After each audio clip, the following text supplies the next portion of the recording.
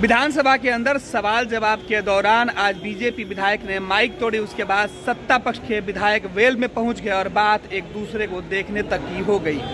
अजीत जी है माले के विधायक। अजीत जी, आखिर क्या हुआ था कि आप लोग वेल में पहुंच गए? नहीं, ये प्रश्नोत्तर काल चल रहा था, तारांकित सवाल पूछे जा रहे थे। उसमें माननीय सदस्य जो लखेंद्र जी हैं, बीजेपी के सदस्य हैं, उन्होंने कोई सवाल पूछा था जिसका मंत्री जवाब दे रहे थे। जवाब होता है, सवाल होता है, उसमें संतुष्ट अपने सवाल, उसका एक खास समय होता है। समय खत्म हो गया, दूसरे सदस्य को अध्यक्ष महोदय ने बुलाया। उसमें इनका शुरू से ही बॉडी लैंग्वेज इस तरीके का है और उन्होंने अपने अनुशासनहीनता का परिचय दिया और स्पष्ट तौर पर दिखा कि ये लोकतंत्र के सबसे बड़े संस्थान में आकर के ये हिंसात्मक घटनाएं कर रहे हैं। उन्होंने माइक को जबरन ऐंठ करके माइक को तोड़ दिया और इससे उन्होंने अपना हिंसा प्रदर्शित किया और इस हिंसा के माध्यम से उन्होंने सदन को, अध्यक्ष को और तमाम सदस्यों को डराने और धमकाने की कोशिश की। जब से बीजेपी सत्ता से गई है बिहार के अंदर, तब से उनके अंदर सत्ता से जाने का जो खुन्नस है, जो बौखलाहट है, वो रोज दिखता रहता है। जैसे कभी ईडी का छापा, कभी सीबीआई का छापा, कभी सदन के अंदर बदतमीजी, ये सब कुछ चल रहा है। तो ये कहीं से भी बर्दाश्त करने लायक नहीं है कि अब सदन के अंदर तो भाई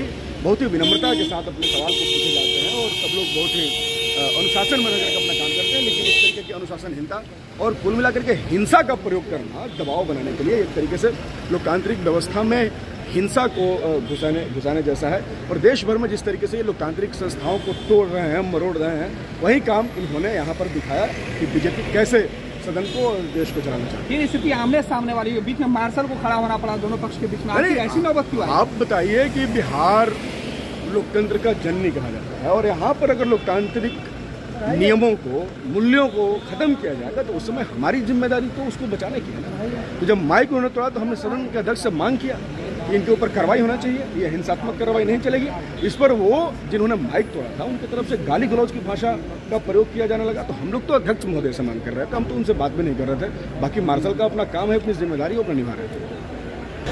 सदन के अंदर शकील साहब भी थे। शकील साहब, आखिर क्या नौबत आई कि बीच में मार्शल को खड़ा होना पड़ा? मुझे बहुत अफसोस लगता है, भारतीय जनता पार्टी के माननीय सदस्य का आचरण ठीक नहीं था।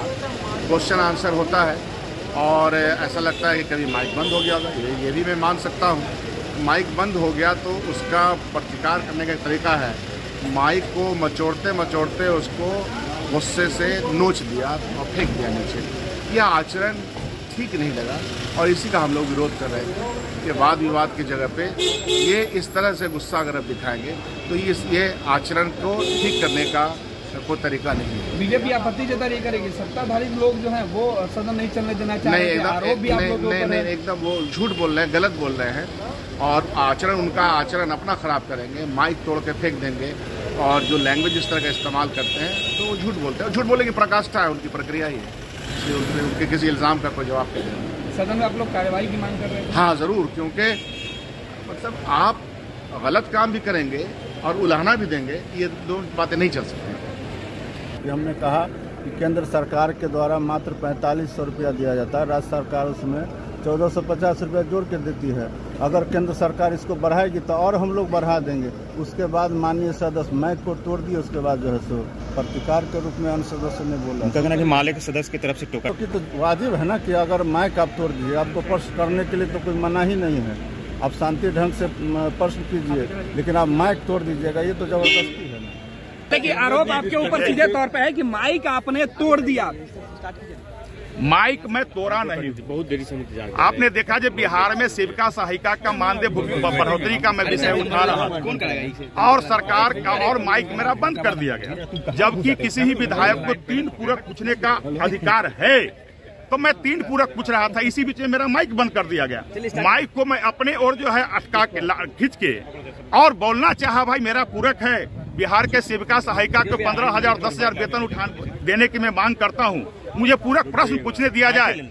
माइक बंद कर दिया गया, माइक बंद कर लिया। अपनी और माइक बात करना चाहे, माइक उखड़ा हुआ था, उनका उखड़ गया, माइक तो टूट गया। तो माइक टूटा तब तो पुराना माइक है और माइक बंद करने के बाद यदि मैं माइक अपने और खींचता हूँ, उसी में अगर उखड़ जाता है माइक, उससे मेरा क्या दोष है भाई? अगर मेरा आवाज इसी प्रकार बंद कर दीजिएगा, विपक्ष का माइक बंद कर दीजिएगा, आरोप है माले विधायक लखेंद्र पासवान पर आज तक कहीं कोई 107 का भी FIR नहीं हुआ है। माले का लोग मुझे क्या शब्द दिखाएंगे?